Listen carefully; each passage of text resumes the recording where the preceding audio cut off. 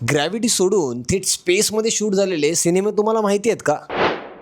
कोण म्हणतं की सिनेमा केवळ स्टुडिओमध्ये शूट होतो, कारण काही सिनेमे हे थेट अवकाशात शूट झालेत.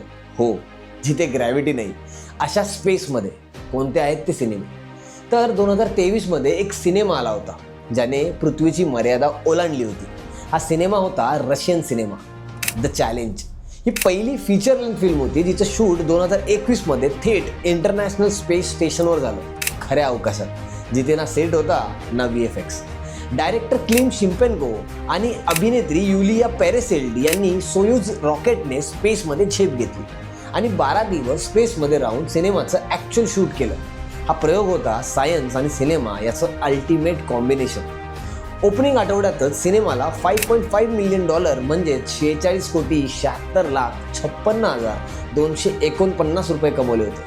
पण थांबा, याही आधी एक शॉर्ट फिल्म थेट स्पेसमध्ये शूट झाली होती जिचं नाव होतं अपॉलॉजी ऑफ फिअर.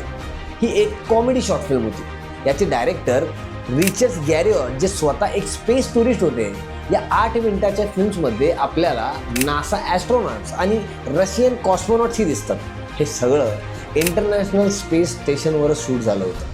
अजूनही सिनेमे म्हणजे फक्त फिल्म नाहीत, तर काही सिनेमे हे हिस्टॉरिकल कॅम्पेन्स आहेत. ही माहिती तुम्हाला आवडली असेल तर लाईक करा, शेअर करा आणि चंद्रकोर फिल्म्सच्या इन्स्टा पेजला फॉलो करायला विसरू नका. आणि हो, आपल्या यूट्यूब चॅनलला देखील भेट द्या.